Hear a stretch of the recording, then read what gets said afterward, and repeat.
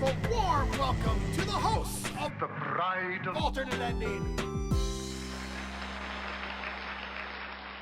Ring around the podcast, pocket full of podcast.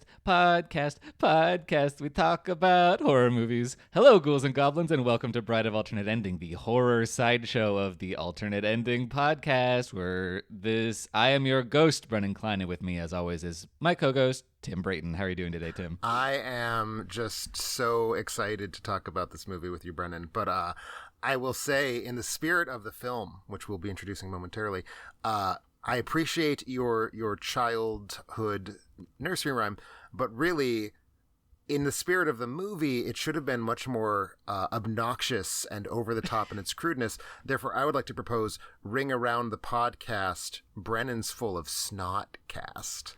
Ooh, you got my ass, Tim. I sure did. I sure did. Mm-hmm. Okay, yeah. Let's retroactively, everybody, erase your memories and pretend that I said that at the beginning.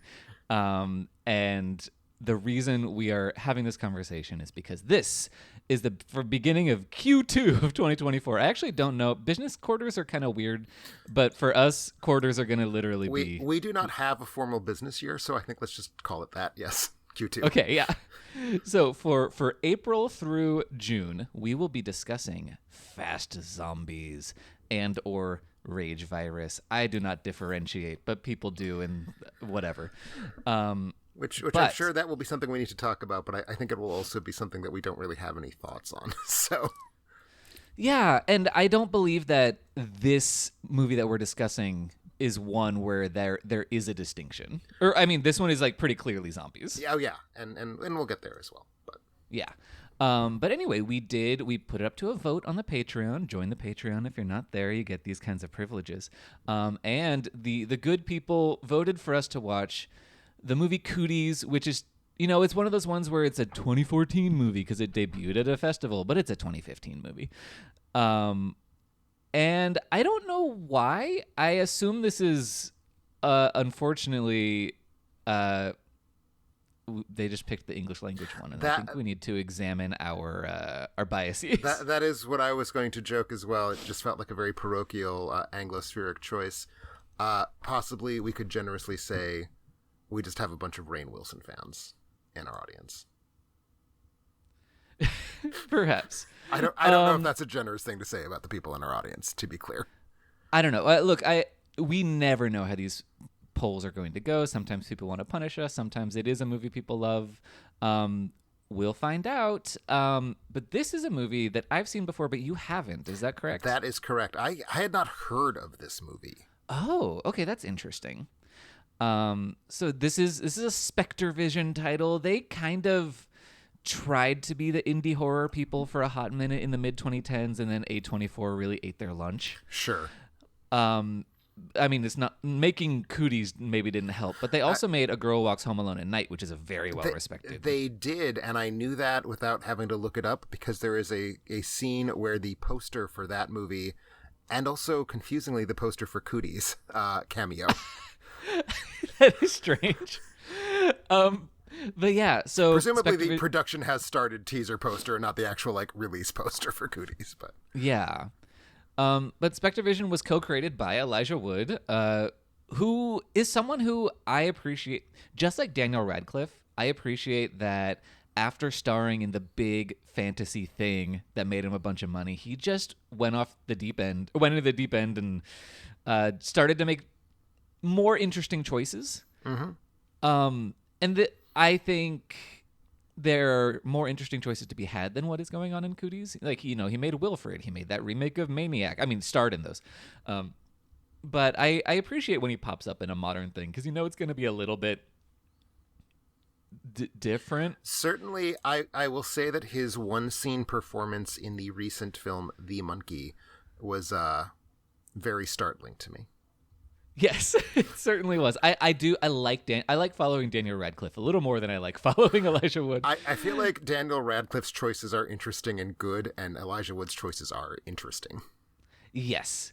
But anyway, that's just kind of where this movie is born from. But yes, Cooties stars Elijah Wood as a substitute teacher who has flamed out at New York after moving there and trying to become a writer. Now he's back living with his mom, who's played by Kate Flannery from The Office. And I couldn't trace why there are so many The Office people in this movie. It must have just been because the show had just ended. But I'm sure there's some producer or casting agent or something. I'm sure it's like somebody's friends with the producer, and or there is a type of humor that this film wants to traffic in very heavily, and The Office was like free training to do that type of humor, perhaps. Yeah. But anyway, so yeah, his mom is Kate Flannery, who played Meredith on The Office. She's in one scene with some of the worst sound recording I've heard in a allegedly professional motion picture in a while. Did that strike you at all, or maybe it was just the way it the absolutely streaming... did strike me, because it comes so early in the movie that I was like, oh no, is this that kind of movie? And it turned out not to be, thankfully. But no, I was definitely on edge by the time that movie that scene had wrapped up. Okay, I'm very happy to hear that, because I thought I was like, is this streaming not going well? What's going on? Am I losing my mind? But yeah, so he's a substitute teacher in an elementary school. One of the other teachers there is his former, I guess, maybe it's not, she's his former crush, but I don't, yeah, never mind. Sorry, I'm getting lost in the weeds. But she has a new boyfriend. She's played by Allison Pill. Her new boyfriend is Rainn Wilson. He's the, like, macho gym teacher guy, PE teacher. And there's a bunch of wacky teacher characters. We get dumped. We have the entire teaching staff of this school dumped on us really fast.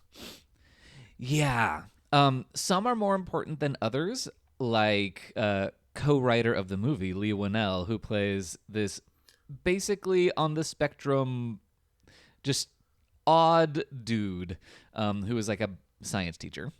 Yes, and we learn towards the end of the movie he has experienced profound brain trauma, which I think is meant to both explain what is going on with him and also be yet another joke. But yes, he's a weird dude, and very much the I wrote this part for me sort of role. Yeah. I look, not to jump too far ahead, but I think this is maybe the best part he has written for him. Oh, I certainly think it is the best performance he has given. Yes, I cannot disagree with that, and I've seen very many of his performances. I feel like you and I are the sort of people whose life choices have put us in constant contact with Lee Winnell in all facets of the filmmaking process, which is generally speaking something that causes me to wonder if I need to reevaluate those choices and just give up. Yeah, I mean, I feel less of that way, although most of the Insidious movies are unwatchable to me. But yes, so there's him, there's Nasim Pedrad, who I wish we ever found something good to do with her, because I think she's very funny.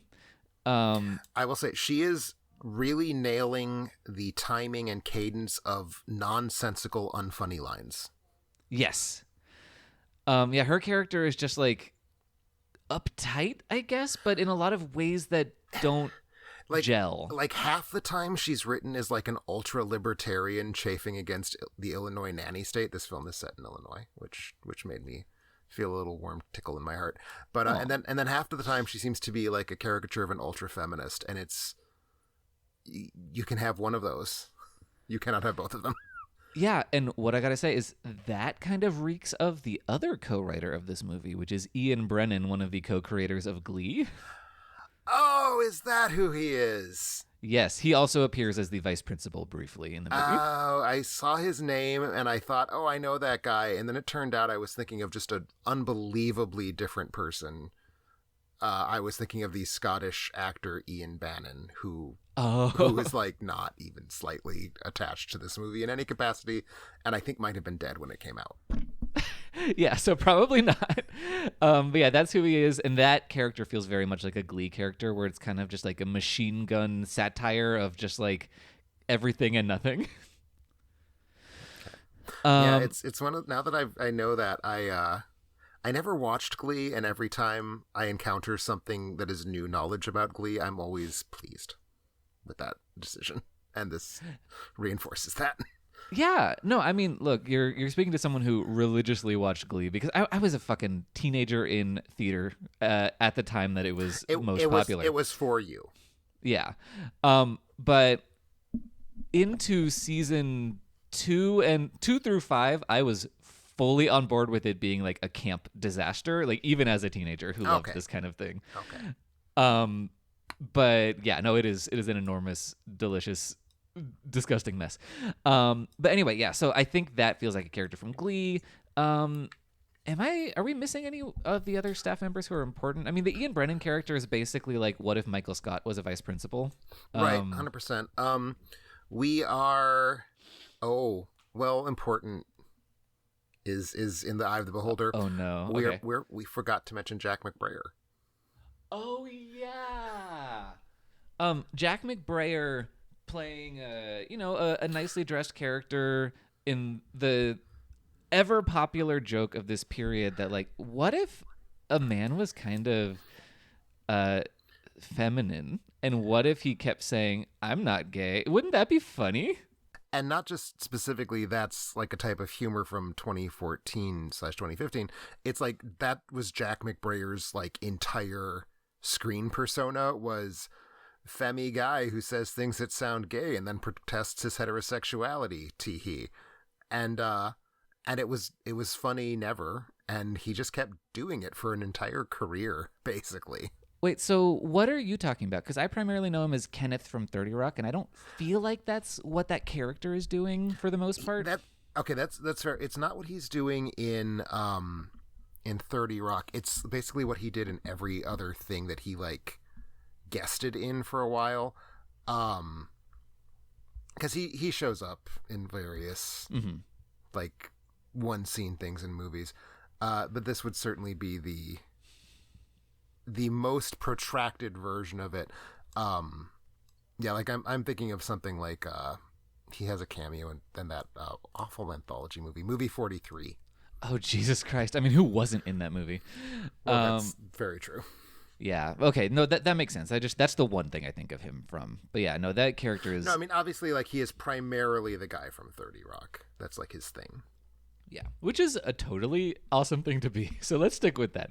Yes, because this is clearly a movie that, in addition to knowing The Office, knows 30 Rock as well. Yes, and speaking of 2015, we have Lost's Jorge Garcia as the drugged out security guard character. We sure do. For of all the elements of this movie that seem detachable and arbitrary, I feel like you could just straight up cut his scenes out of the film as they exist. 100%. Without any, maybe the scene where they get in the truck that he's driving. Or the van that he's driving, I don't remember which. But yeah, no, just a completely baffling character. But that's the bulk of who we're dealing with here. We'll talk about more later, probably. But essentially, in probably the best scene in the movie, which is the opening credits, you see the disgusting nature of how chicken nuggets are made, and somewhere along the line a fly poops on one of the chickens and it infects one of the chicken nuggets, and then a little girl eats it and becomes a zombie. This is pretty much exactly what it is. Yes. Which I agree with it as probably the best scene as constituted. It feels like a scene from a different movie in a way to me, but we can circle around back to that. But I will say, I feel like the opening credits wrote checks that the movie was not planning to cash. Yes, I completely agree. But yeah, and what results is that she begins to infect a couple other children, one of whom is played by Miles Elliott, who's a relatively unknown actor, but he has a recurring role in season 2 of School Spirits, which stars Milo Manheim, who is the patron saint of Bride of Alternate Ending. Increasingly so. Mm-hmm. And I just needed I love playing 6 Degrees of Milo Manheim because the last movie we covered, Dark Water, starred his mom, Cameron Manheim. So it's just like he's still lurking. Perhaps we need to bang the bushes a little bit for the Patreons to come out and fund us to have a trip to New York so we can see the production of Little Shop that he's in. Oh, that would be great. I would that would delight me to no end. But yes, And then, it's the staff and versus the zombie children. It becomes clear that adults cannot become infected with this zombie virus. It's only people who have not gone through puberty, but they will rip you apart and eat your intestines, etc. Yes. And what ensues is a, comedy zombie movie where they're trying to survive. Yeah, it's an interesting twist because I think a lot of stories about children versus adult populations sort of start from the perspective of the disease can only affect you if you're an adult, and I liked that this reversed that. Yeah. Although I think the movie cheats because one of the few kids who has like very unmistakable definition as a character is the like horrible jackass right-wing reactionary held back bully Patriot. Yeah. Patriot is his given name, played by Cooper Roth, who we can do the math, and he says he was born on 9/11, which and this then takes place presumably 12 to 13 years after. He reads as post-pubescent or intrapubescent to me. Yeah. I found that to be something that you shouldn't have made that big of a plot point about if one of your very few nameable children transparently violates that rule. Yeah, no, that's a huge problem. I wasn't thinking about that at the time, but you were completely right. I will say this, spoiler alert a little bit. I did not take very long to hit the point in this movie where I was collecting a list of things that were annoying me, because I think my response to this movie was not as strong as yours. No, well, see, here's the thing. This is something that I wanted to talk about anyway. So I have seen this movie before. I saw it back in 2015 when it hit wherever it hit, VOD, limited theatrical plus VOD on, I believe, Lionsgate Premiere. Yeah, that's what it was called. Don't know what that is. Wow, that is a phrase that I've never heard. Yeah. So that's where the state of the industry was in 2015 as far as streaming and VOD. But when I first watched this movie, I really liked it. I had quibbles with it, as is only natural. But I was going back through my records, and I listed this as the 4th best movie of 2015, and I don't know what the fuck I was thinking.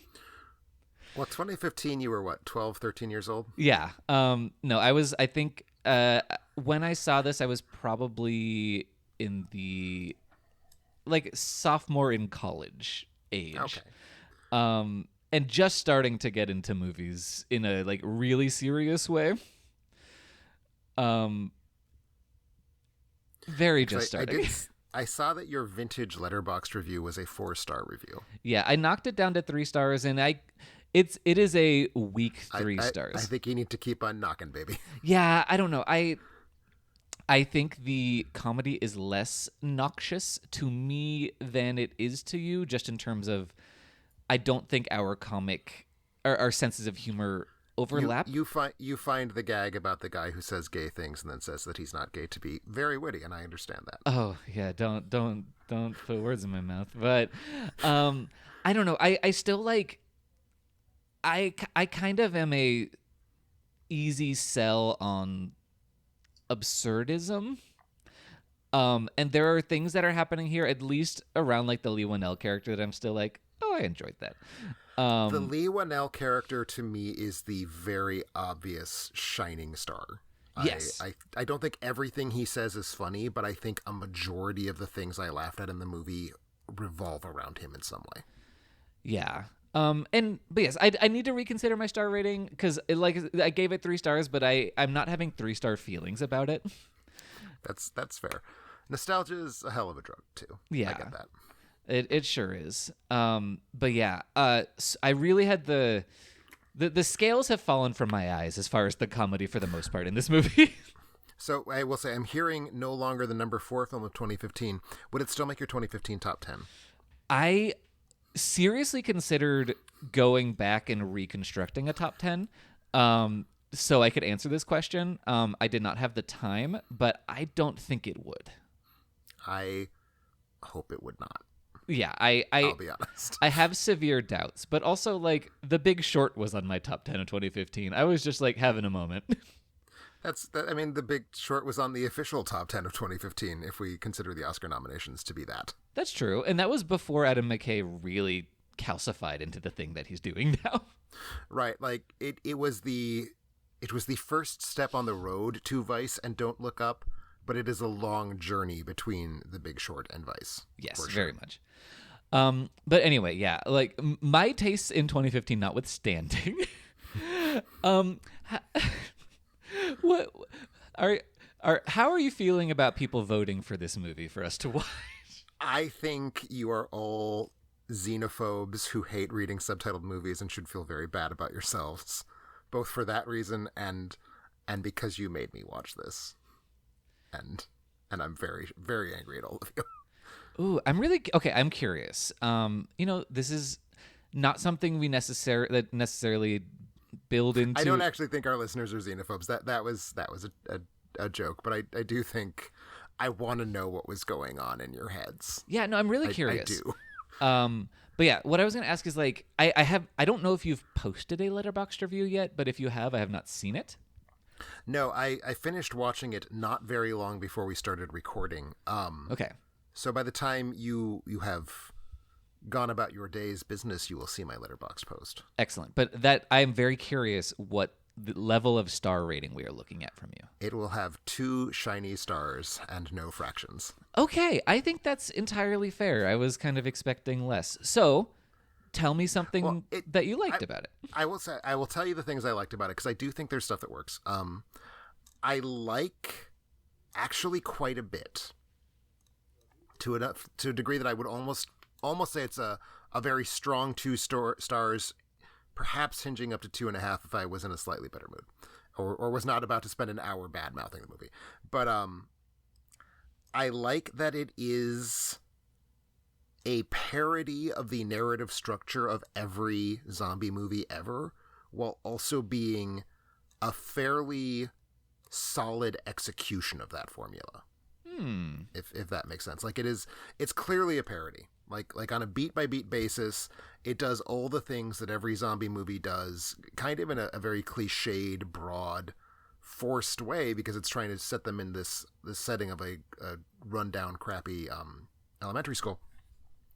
But like, it moves through them in a way that feels satisfying. Like, I think you could not watch this as a straight zombie film and enjoy it, I don't think, because there's just too many jokes. It's clearly not a straight zombie film. But it works as a zombie story. It's not ridiculing zombie stories, except insofar as it's so heavily cliched, and it knows it, that it's sort of, by existing, is ridiculing them. I think that's a great point. And I think the structure of them trying to survive, like, it's this. Okay, I was about to say something I'm going to pedal back what I was about to say a little bit, but I was like, it's trying to do the same thing that Shaun of the Dead is doing, where it's taking both the zombie thing seriously while still hanging all of this comic material on it. I will say it has this kind of extended 4th act that I would chop off entirely. It doesn't feel like it accomplishes anything. But beyond that, I agree with you. Can we? I mean, it won't be spoiling anything really, but can we talk about the 4th act briefly? Yeah, we're pulling back the spoiler veil completely. Let's talk about it. Because I will say, I hear what you're saying from a storytelling perspective. The 4th act has the scene at a fake Chuck E. Cheese ball pit, where it's sort of like a Land of the Dead-esque cage with zombies clinging to the edge, and our heroes are trapped in this like fun land ball pit type environment. It's not a ball pit, but it's like a bouncy house kind of place. It's like a bouncy house type thing. Our local one was called Scooter's Jungle. All right, I appreciate that. Ours, the bouncy house place currently nearest to where I am is called Bella's Bouncies. Oh my! I enjoy greatly. Because all you have to do is say it in a slightly slurred, drunken voice, and it sounds like you're talking about something very foul. Absolutely, I love it. It's like, I want to go see Bella's Bouncies, right? Is that anyway. Ian Bronwyn or whoever you were talking about earlier? Is that your impression of him? Could be. No, so the scene itself is whatever. It has, I think, the one example of really great lighting in this Ah, whole entire movie, and I would regret losing that because then I would have nothing complimentary to say about the lighting in the movie. okay, I hear that. And I do like I like getting to get out of the school briefly and get a glimpse of the kind of apocalyptic vibe of elsewhere in this world. Sure. I just think it is way too extended and narratively doesn't add anything. It doesn't add anything. It's so arbitrary. There's a moment that I like almost yelled at the movie, where they're about to run out of gas, and it's like on the E and it's blinking, and then we have a whole zombie set piece, and then they just keep on driving, and then in the next scene the car pulls to a stop, and Elijah Wood says, "Well, now we've run out of gas," and it's like so. So you even recognized as screenwriters that you put too much content into the film after the "it's blinking on empty" beat. But for some reason, even though that beat adds 0 to the movie, it adds not even 10 seconds of tension, you felt the need to keep it in and then call attention to the fact that you kept it in for no reason. Yeah. No, it's just a lot messier than it should be in general. But I think here's the thing. It's the blah blah blah. Sorry. One of the things that I like about it is some of the comedy, but a lot of the comedy it is trying to do this kind of shaggy, half improvised thing that was super popular at the time. Where that there were like there's a certain line that happens and there will be a line that happens and you're like, oh, they had 18 different spins on this line and 18 different takes and they were like, just go for it, Rain. And it's in that cresting wave of the Judd Apatow thing and the Office thing, and it is not working here. No, it is very bad, and it's very inconsistent because it's not like Rainn Wilson obviously is like in that mode. I think a couple people sort of are, but then a lot of people, I mean, like, I'd say everything that Elijah Wood does feels very scripted and very rehearsed to me. So it's not even like the cast is just kind of riffing off of each other. It feels like this weird kludge of a screenwritten film with like insert improv here dotted throughout the screenplay. Yes. And it's just so obvious when it shifts gears between those two things. Because there are some tightly written, like, here's a callback, here's a joke, here's a whatever. And they're having a little bit of fun with what would a zombie child be, because it's, they're using zombieism as an exaggeration of how annoying and monstrous children are. Yes. There's like an intestine jump rope at one point. The zombie mayhem begins when Patriot tugs on a girl's pigtail and it just comes off and leaves like a bloody kind of wound. But yeah, so there's that, and then there's just the really obnoxious improv stuff. And I'm sorry, these people are not up to it. I don't know. I know Rainn Wilson had some very well-regarded improvs in The Office. I think maybe his tank was tapped out. But it just feels self-indulgent. Like, I don't think you should just trust someone to improvise, an actor to improvise, unless they're like Neil Flynn or Jennifer Coolidge. Like, you got to have someone who's just like pitch perfect at the top of their game. You've got to have someone who can handle it. And then when you have someone who's like not sure what they're doing, I mean, like, God bless Alison Pill. I don't dislike her, but I think she is adrift in this movie. She is scared of this scenario and doesn't know what she's doing with it. And then you throw in like react to Rainn Wilson, which is a lot of her stuff. She does not have the chops for that, just flat out. No, and well, because the thing is, because he's such a grotesque, obnoxious character, and she's supposed to be playing a character who, in any way, can be convincingly having a romantic arc with him. Right. And how do you do that? And like, not even a romantic arc that is, as I assumed it was at first, like playing, like deliberately being played up as like awful and dysfunctional for comic effect. Like, the movie commits to it. Yeah. And that is something. You have two actors in different genres, basically. Like, you can't have them have a romantic arc together. Yeah, it's really bizarre. Because like, you're right, he's clearly being set up as the character that is going to be easy for her to dump so she can get with Elijah Wood, even though he's a total loser. But it just doesn't ever happen that way. Although I will say another one of the funnier parts of the movie to me is just like what a bad writer Elijah Wood is. The book that he's trying to write, which is basically Christine but with a boat. I like his incredibly terrible attempts at putting that together.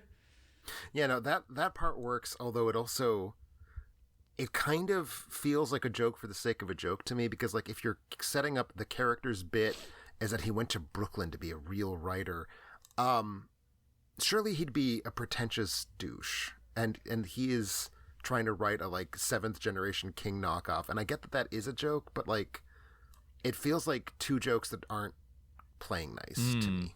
That's a good point. I think they were like, this is a horror comedy, he's writing a horror novel, and didn't think beyond that. I was expecting more Snoopy copying Bulwer Lytton than guy who writes a book whose first line is "the boat was haunted," you know? Yes. Oh, I completely agree. I think just all of that was a little weird. Like, because to me, the thing that rankled me the most about his backstory is the timeline of like, so when did he go to Brooklyn and what's happening? Because he was like, yeah, well, in Brooklyn, I ended up as a school teacher, but only 2 years ago. And I'm like, how were you supporting yourself before that? It just, none of the pieces of that really come together.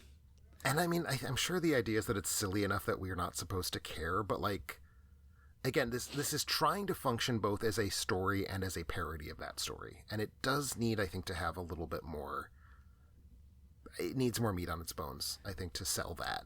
Yeah, it does. And it never does finish that romantic arc. It just kind of keeps batting Alison Pill back and forth and never decides where she lands. And that feels very strange.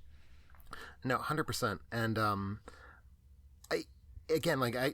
not sure if I'm supposed to care about these characters, and it's very confusing. And one of the things that started annoying me in the middle is, I say it does the zombie formula, and one of the things it does is it gets the characters into the situation where they don't know what's going on, but they like lock themselves in a small space and try to figure it out, and they have conversations. And it's, going all the way back to Night of the Living Dead, like this is what you do in your zombie movie.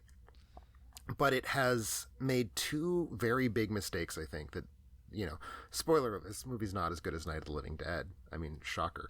But it has given us the characters all in a pile, right? Night of the Living Dead, we sort of accrue characters. Like first we have Barbara, and then we have her run into the house and she meets Ben, and then they go in the basement and they see these people and so on. So we gather characters into the story. Here it's just like walk into the room and now Elijah Wood meet the entire cast. And that's just clunky. And because they're just kind of dumped on us and they're all cliches and they don't have time to be anything other than cliches because they're basically all introduced in the form of a joke. When we're stuck in the part of the movie that's sitting in the room waiting for them to figure out what's going on and formulate a plan, which in a straight zombie movie with no jokes is in theory a sequence that's generating tension. Yeah. In this movie, we're just hearing ill-defined characters that have not yet made any sense and we have no reason to want to be with them riffing off of each other. And to me, that stretch just was deadly. Like that middle part of the film where they're locked in the couple of rooms. And then when Elijah Wood crawls into the ventilation system and now they're in two different small spaces. I just found all of that very slow. Yeah, I'm inclined to agree. And another thing, like, so, the comedy has its issues and the horror has its issues because it's very skittish about its own premise of like that they're going to have to murder some zombie children, and it does not want to depict this in any way for the most part. Big problem I had with the movie, yes. Yeah, it's just, so it's kind of failing partially at the comedy and it's hedging on the horror. So it's like, well, what are you doing? Mm-hmm. And I want to stop on that for a bit because that is, I think, maybe the biggest problem I had with the film. Like, it's slow, whatever movies are. I don't think it's funny, but that's really a taste thing. I get that. The way it engages with horror really frustrated me. And, I said at the start, the opening credit sequence writes a check the movie doesn't cash. And what it's doing, to build on that, it's showing, like, visceral graphic footage of chickens being butchered, and I think it's actual footage of chickens being butchered. I don't think it's faked. So we see like a chicken head flopping into frame, and we see like parts of chickens, and we see a feathers glassy, being dead plucked too. chicken eye. Yeah, it's disgusting. It's gross. It's full of goo and gore, and I feel like that's the movie suggesting that you're in for such a gross goddamn experience. You're gonna be sick. You're gonna see blood. You're gonna see chicken guts, and it then is very uncomfortable about being a gory movie. And it frustrates me because it feels like on one hand, especially with a try-hard edgelord idiot like Lee Winnell involved, the movie is betting on transgressiveness as being like its thing. Like, this is the movie where you see people have to murder children because the children are zombies. And like, is that mature? No, but like it makes a certain promise for like a level of grotesque and a level of discomfort and a level even of potentially like antisocial glee, right? Like, you're fuck those kids. That doesn't play. That's not in the movie because it then doesn't want to actually follow through on that. And so like what do you have if you're not actually going to give us the movie where they kill zombie kids? And you sort of give us that, like there's one set piece when they leave the school and they're in the parking lot. There's a killing kids set piece. But other than that, the film is just really not comfortable pursuing that. And it's like, well, then don't make that the sell. Yeah, I'm really curious because to my knowledge, Lee Winnell and Ian Brennan had never worked with before or after this movie. And I'm wondering if they were coming at it from two different angles that didn't gel, because it does feel like the movie wants to be one thing and then it also desperately doesn't want to be at the same time. And yeah, no, that's really bizarre. Sorry, I totally lost my train of thought. Oh yeah, but also in the comedy too, like there's these flashes of this kind of edgelordy humor. Like there's the Lee Winnell character delivers a lot of non sequiturs. And then there's a joke about like they're all saying what they wish they could have done, and he's like, I always wish I could have sex with a prostitute who wasn't white. And like that feels like it's from an entirely different movie than Cooties. That line in particular I think stood out as one of the most. Was that even written by like an uncredited script doctor? Like, that seems so bizarrely orthogonal to anything else going on in the comedy here. But I mean, even I think to your point that it feels like there's two different approaches here. Like, there's a movie here about kind of playfully satirizing the experience of being a low effort teacher at a bad school. Mm-hmm. And there's also a movie about how grody it is to kill kids. And like, I feel like those two ought to coexist much more comfortably than they do, because they're very friendly concepts and they're just not talking to each other. Yeah, it's kind of mysterious how little this movie works when you really get into the gears where you're like, oh, the machinery's here. Right. A movie that gives teachers the thrill of being able to kill their students. Well, this isn't that. But like that's what this movie looks like and acts like and has an entire act leading up to, but that's just not actually what it is. Yeah, that's kind of mystifying. It's yeah, I mean, I might be down to a 2.5 stars, but I'm not gonna change my review. My review reflects the moment that I watched the movie, but I am just like, ugh, woof. But yeah, did we fully discuss the horror that you wanted versus and also just general the things you did not like about Cooties? I mean, I could go at some length about the things I did not like about Cooties, but I don't want to just grouse. Life's too short. I think there's not much to say about the horror because it's generically a horror comedy because it's got zombies and it's got gore effects and you see children's faces getting caved in by baseballs in a few scenes, but it's a comedy. It is a comedy whose comic mode is in part being a parody of R-rated horror movies, but I think this is not a horror movie, really. Yeah. No, it really isn't. And I think the cast tells you that, but also just the whole vibe, it's just so skittish. Yeah, the vibe is skittish, it's silly.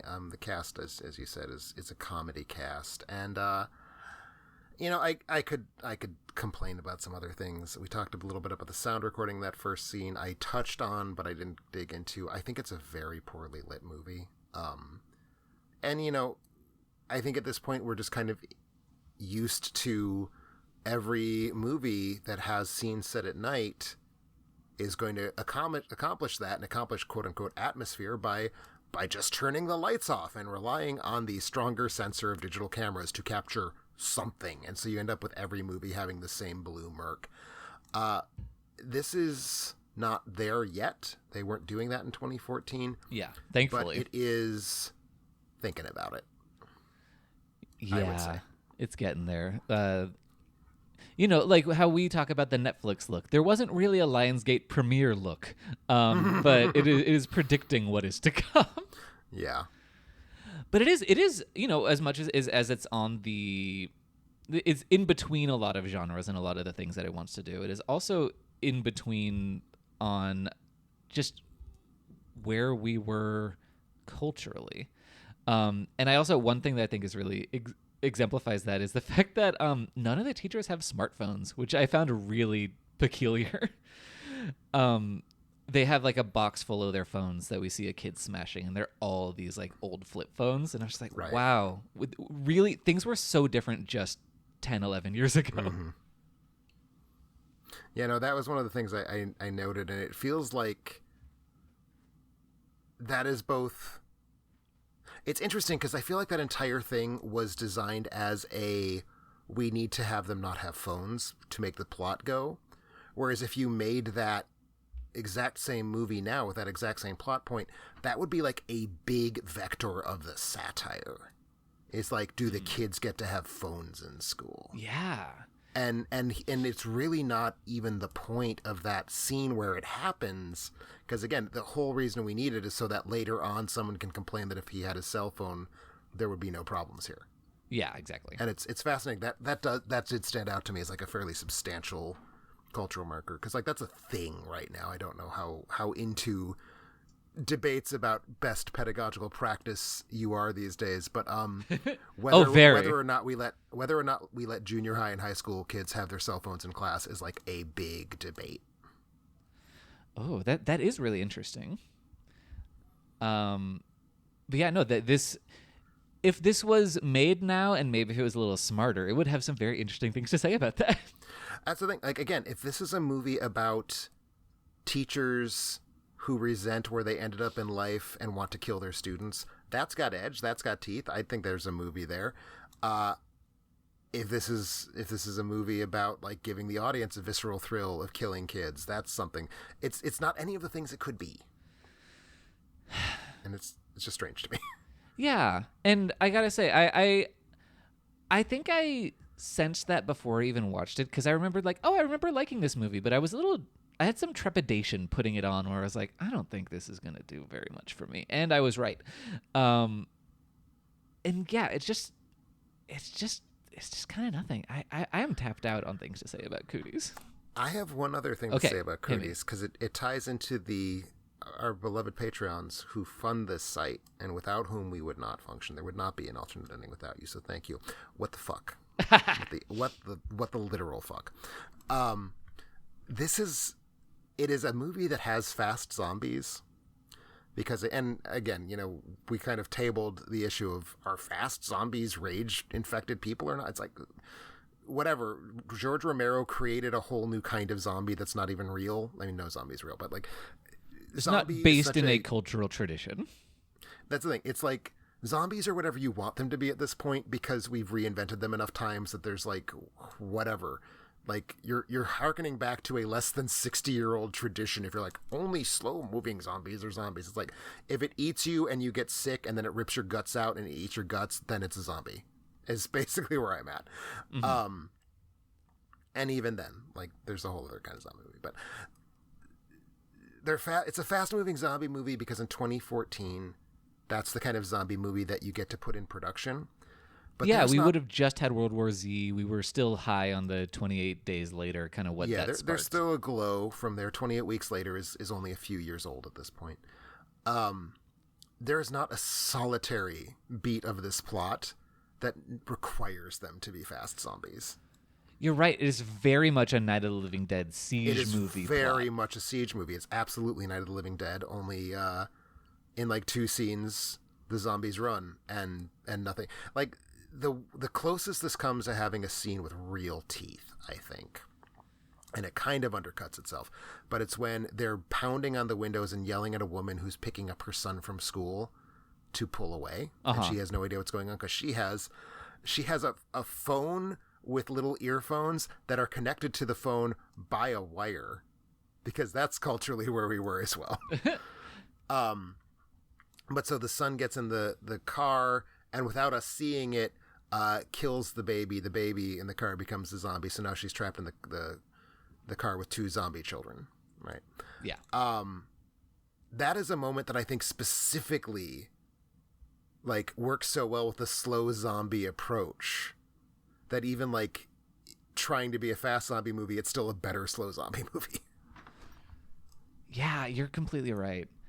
And that was another thing where it's like there's a lot of business about like whether the gate is open and who opens the gates, and it never actually comes to play, and I'm never clear on if the gate is open or closed. Yeah, everything that has to do with the plot mechanics makes very little sense to me. I kind of, at a certain point, they had a Japanese janitor involved, and I was like, wait, did they set up this Japanese janitor and I missed it? Was I not paying attention? Is he just kind of been wedged into the movie? Yeah, I don't think they set him up. Okay. That was... And again, everything with Jorge Garcia is just like, we could get Jorge Garcia for a day, guys. Let's pretend he's on shrooms, and we'll have a lot of jokes where he's paranoid because he doesn't know if he's on shrooms or not. That was among the most... I would say, aside from the truly offensive humor, like the depiction of the Japanese janitor and stuff like that, that's maybe the lowest point that the movie hits, is all of his drug stuff. I think his is probably the lowest point there. I will say I had a special ire because they were clearly very proud of their running gag, where Rainn Wilson is this like put together tough guy, badass, whatever, but he cannot say, I'm trying to remember exactly the phrase. I have it written down. Thank you. It's dual rear wheel. Dual rear wheel, right? And like he keeps slurring it, and it's done like 3 or 4 times. And it's the closing gag of the movie. It's the closing gag of the movie. It's not funny because that's not actually a very hard phrase to say.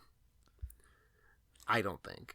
And it's not funny because it's really, really obviously ripping off the rural juror gag from 30 Rock. Yep.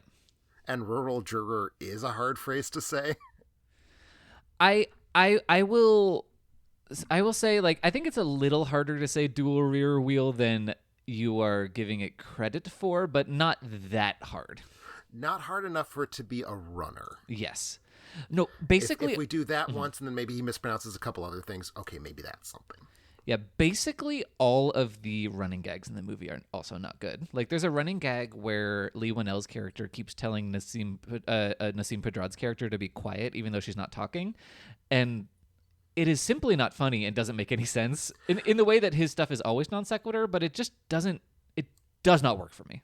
I will say that making that a running gag was a disaster. The first time it happens, when he's kind of addressing the entire room of adults, that did play for me because that was sort of a like this weird, very autist coded character only knows how to respond to a room full of unruly children and sort of hasn't registered that he's not doing that right now. Yeah. That played to me as a like joke on bad teachers, but then making it a running gag was insane. Yes, exactly. Yeah, I guess you're right. So the running gag element of it is the problem.